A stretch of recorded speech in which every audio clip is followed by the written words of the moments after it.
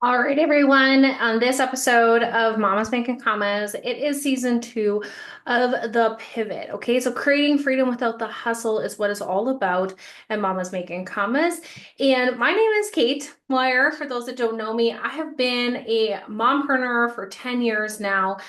Started my journey in 2015 with a 1 year old and a second daughter on the way. In this podcast, we're going to talk about building businesses while juggling life, family, and work without the burnout. Okay. Does it seem like a dream?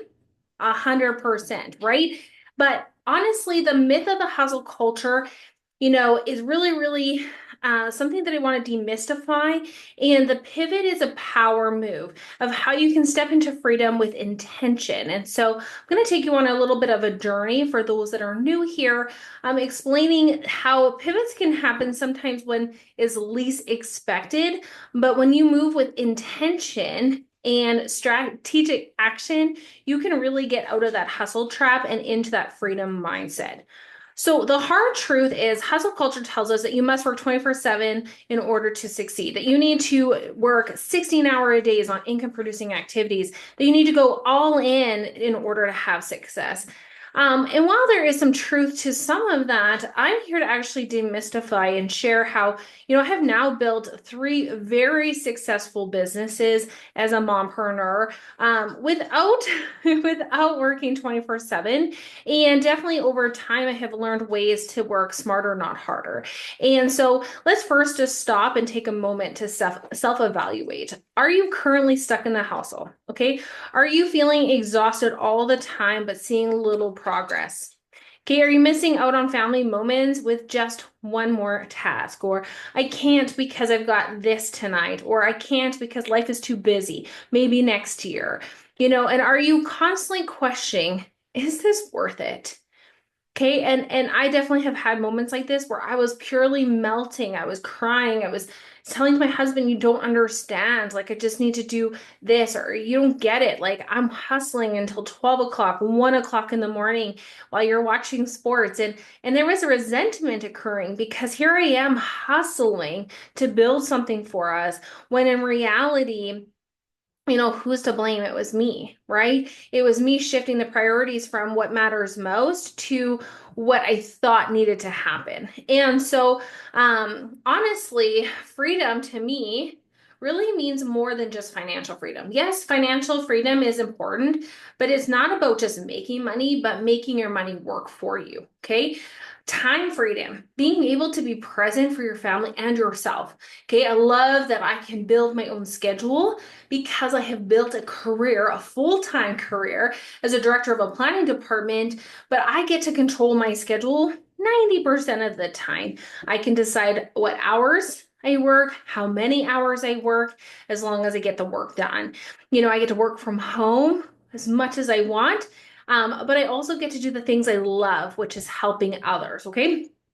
But the biggest freedom flex for me was the freedom of choice, choosing how and when you work, who you work for, and also having the freedom that if things are not aligning with you anymore, you have a freedom of choice. You can quit because you have a second stream of income or you have a solid financial like boundary or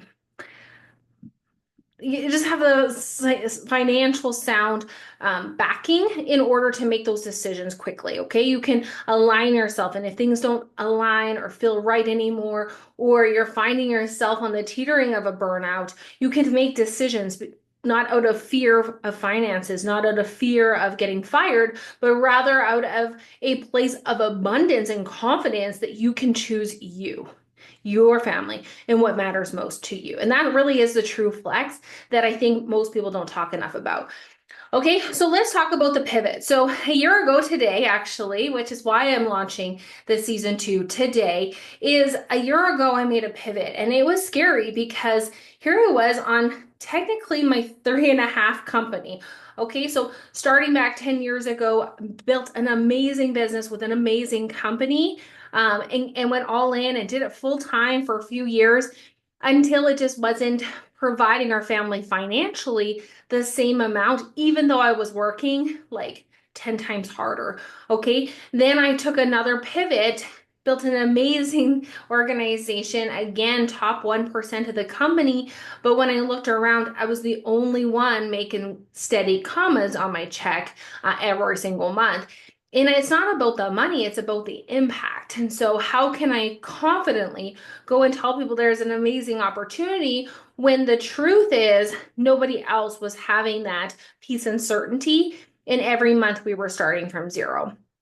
And so here, and then I was approached to launch a company into Canada, and I was pretty like grateful for the opportunity, but just something in my gut just didn't feel right. And then doubt comes in, like,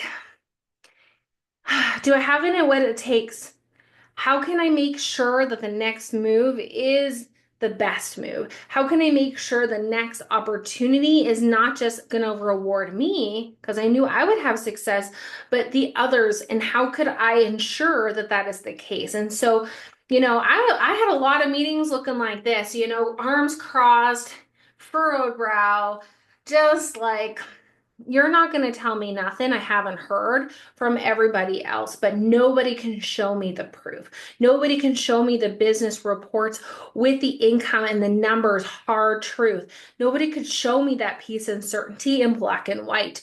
No one could show me substance and duplication on a large enough scale until one company finally did. And it took me five calls.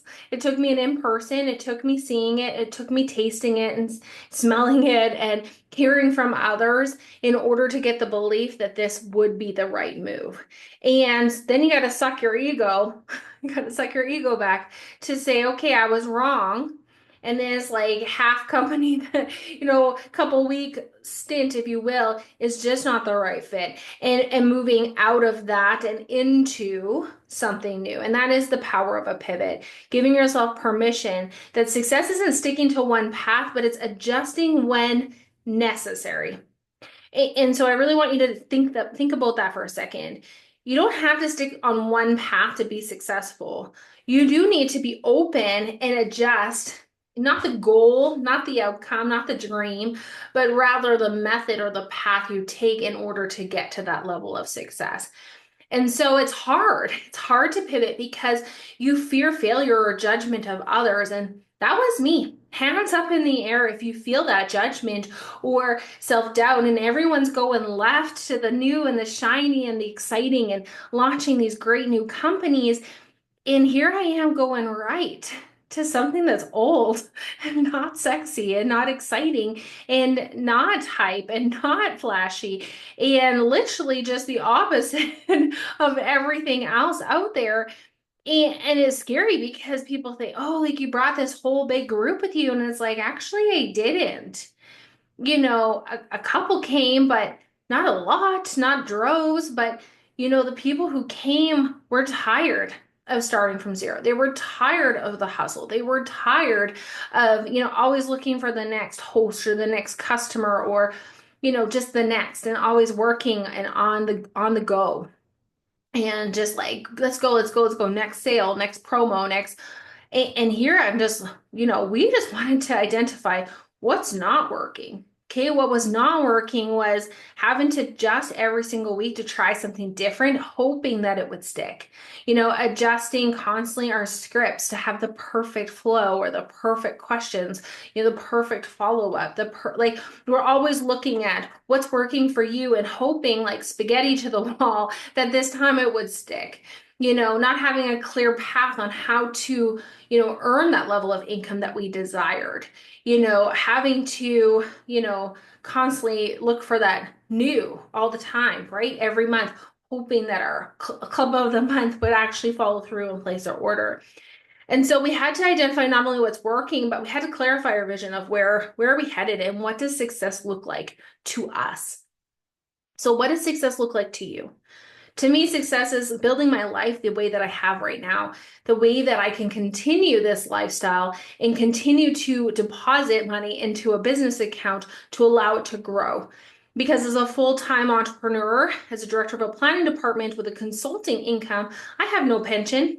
right? I have no sick time. I have no vacation. I get 1 week of time off a year. And that's rare in the consulting world, and it's such a gift that our boss has given us. But honestly, we're all subcontractors. And so for me, it's that financial piece and certainty to build up this equity and this account so that we can make more decisions. We can invest in more assets, pay down our debt, and really truly achieve that third level of financial freedom. First level, no credit card debt. Okay, check. Like I never carry a credit card debt. Two, pay off all loans, line of credits, car payment, those kind of things. Okay, student loans, if you still have them, like pay them off, right? And then the third level is true financial freedom. You have no debt. You don't have a mortgage. You have nothing. You don't owe anyone anything. Could you imagine? Just take a moment and feel that. How do you feel? Like, what would your life be like if you had nothing owing to anyone? I bet you feel pretty awesome, right? And sometimes, mortgages, I know there's like a debate on whether paying a mortgage and interest is worth it or not, taking that money that you could pay it off and buy another asset. And there's pros and cons of that too, but I think sometimes like I look at our interest rate right now, it's so good, but in a year from now, it's not going to be. We're locked in right now at like less than 2%, right?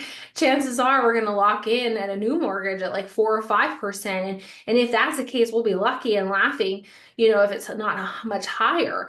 But being able to make that decision, okay? And then you also want to kind of look at strategic shifts, right? And so, how to build your successful life is taking strategic shifts, small intentional changes that lead to big results. Okay. And so for me, it's like you can use ChatGPT if you want, go into ChatGPT and say, hey, ChatGPT, I want a life where I'm my own boss. I have a flexible work schedule. But right now I work 9 to 5, Monday to Friday, and I know I need to put 10 hours into my business in order to get it to where I want it to be. But I also don't want to lose time of date with my husband, family time with my kids, and also working out 30 minutes, 5 days a week. Okay. Guess what? ChatGPT or you can go through your schedule, but ChatGPT will give you a schedule, and then you take your calendar. Okay. You take your calendar, you open it up, and you literally will write down, okay, like prioritizing that family, prioritizing that health, and fitting work in around the things that matter the most, not over around work. Fit work around your life. That's a huge shift. That's an intentional shift where you are putting your family first. And why this is important is because so often I see people, with these amazing businesses, but they don't have a great relationship with their family. They're no longer married, or they're on their second marriage or whatever because of the stressors. And thank goodness my husband is very supportive and kind of grew through this industry with me in order for us to overcome that and not have that be our story. But it could have been, based on his resentment that I worked until 12 o'clock every night. The kids went to bed by 8 and I worked until 12 on my side gig. And then I would get everything ready for the next day, get up the next morning and do it all over again. Okay. So making those strategic shifts can then create the life that you dream of, okay? And those big results. And so you'll see behind me, if you're watching on YouTube, you'll see behind me this schedule. And the reason I share that schedule is because my girlfriend knows how important memories are. And so this is the big ask calendar where it's 365 days of prioritizing those memories and those adventures and those moments that matter most, not the results of your business and how many asks you did today, but how many moments count and how many adventures can you have. And so I encourage you to have 6 or more, like 6 adventures a year. And when I just put down what I already had planned for the year, there was already over 10 adventures. That is a life that I am so proud that we have created through strategic shifts and decisions and pivots over the last 10 years that I wouldn't have if I had stayed at the government working my 9 to 5, right? Or staying as a CAO working 60 hours a week.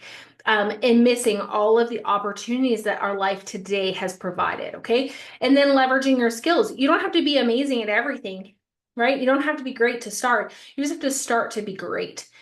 And so you don't have to start over. It's just realigning what you're doing with something that is going to produce in a consistent way.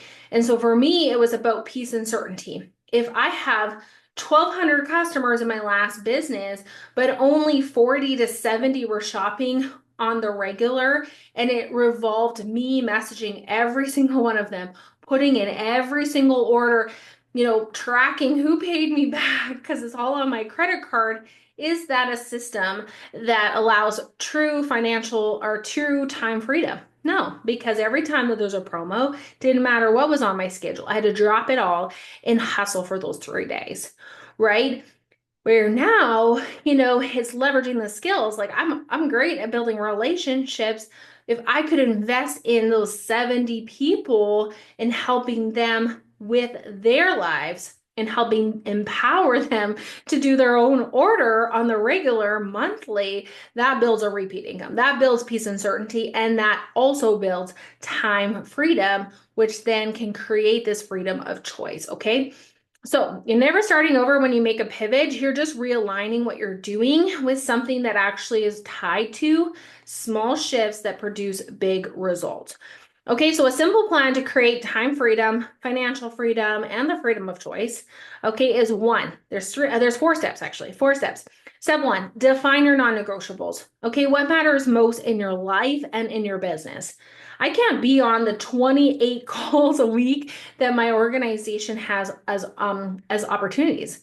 I would get nothing done in life. I literally would feel like I'm constantly spinning. Okay, but what can I do? I can tune into the ones that matter the most, that have the biggest impact on my income producing activities. Anything else is nice, but if it's not moving me forward mindset wise or income producing wise, it's okay to bless and release. Okay, I can't do it all, and I never encourage people to do it all. Okay, I would rather you be working intentionally for like 20 minutes or 30 minutes or 60 minutes, whatever works best for you, than burning out, being on all these calls, but not actually getting any work done. Okay. Life, working out, feeling good, drinking my water, eating healthy, meal prepping, okay, hanging out and chilling and cuddling with the kids on the couch or my husband, those are things that matter more than am I going to hit another bonus? Yeah, that would be really nice, but not if nobody else is there to celebrate and enjoy the journey with. Okay. Step 2, simplify and streamline. Automate, delegate, cut out the unnecessary. And that really ties into defining your non-negotiables, because as you identify what you have to do, like non-negotiable wise, like I know personally, I need to dedicate concentrated effort, 15 minutes a day. That's it. Set a timer and go. 15 minutes specifically on who am I going to share my store with intentionally today. 15 minutes, I can usually get about 10 approaches done if I already have a list ready to go. Okay. So automating that process means every day, what do I do non-negotiable, right? Automating my non-negotiables, put out my workout clothes the night before I go to bed.